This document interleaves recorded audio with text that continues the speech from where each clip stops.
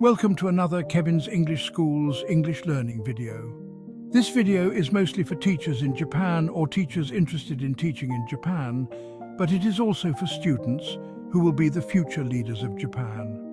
In today's lecture, we delve into Japan's standardized test-based education system and explore potential improvements for the future.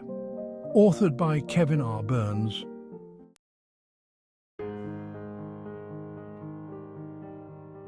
In today's lecture, we delve into Japan's standardized test-based education system and explore potential improvements for the future. Authored by Kevin R. Burns.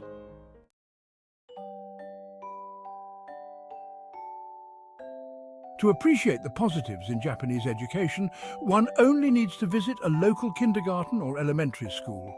Aside from English education, these institutions are excelling in nurturing Japan's young minds.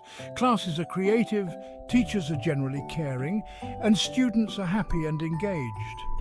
Numerous studies affirm that when students enjoy their learning experience, they absorb more knowledge. Educational games and enjoyable activities hold significant value.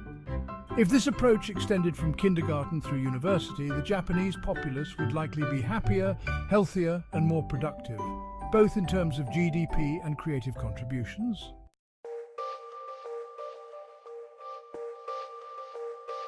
Regrettably, this nurturing environment ends at age 12. This marks the onset of exam hell from which students seldom recover.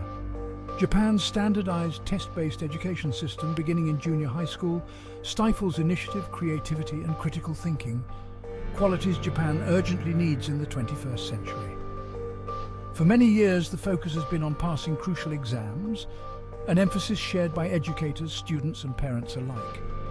This intense test-taking culture results in a nation of individuals who struggle with decision-making and expressing opinions. To see the effects of this system, try asking a Japanese person for their opinion on something. If they manage to respond, follow up with a why. Many will find it challenging to articulate their reasoning.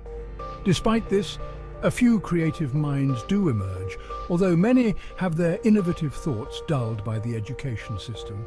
A recent example involves one of my bright Japanese students who returned from studying in North America. He was struck by the passivity of his peers at his Japanese university, contrasting sharply with his experiences abroad, where students from diverse backgrounds actively shared and debated opinions. His desire to return to America for further studies is not uncommon among Japanese students who've studied overseas.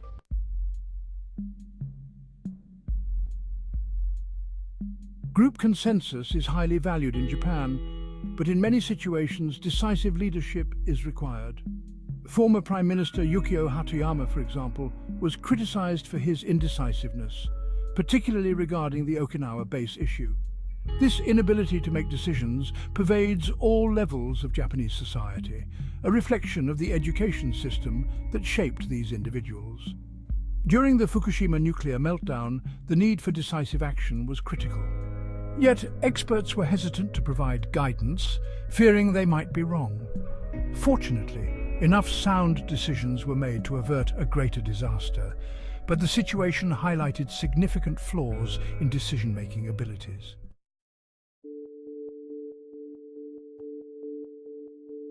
Teachers are also struggling within this system, with many taking leave due to stress.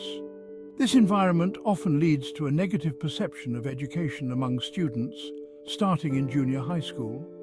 The phenomenon of hikikomori, where individuals withdraw from society, often begins during these school years. Looking ahead, Japan must question whether it is cultivating individuals capable of addressing future challenges. With the rise of AI and robotics, flexibility in thinking and quick decision-making are essential.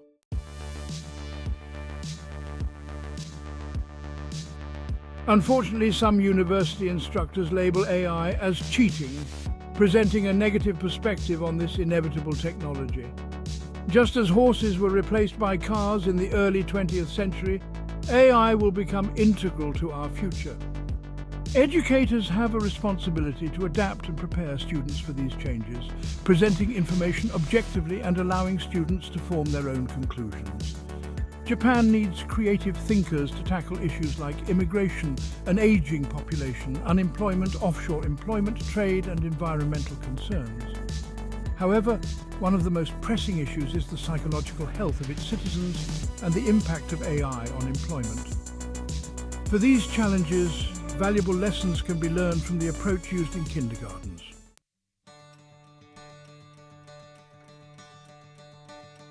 Kevin Burns has lived in Japan for over 30 years, owns a small chain of guest houses near Hakone and teaches English at several Japanese universities. He also creates on-demand courses for Udemy and runs multiple YouTube channels, Burns Hustles, Kevin's English Schools, and I Am Hakone. If you enjoyed this video, please like, comment and subscribe.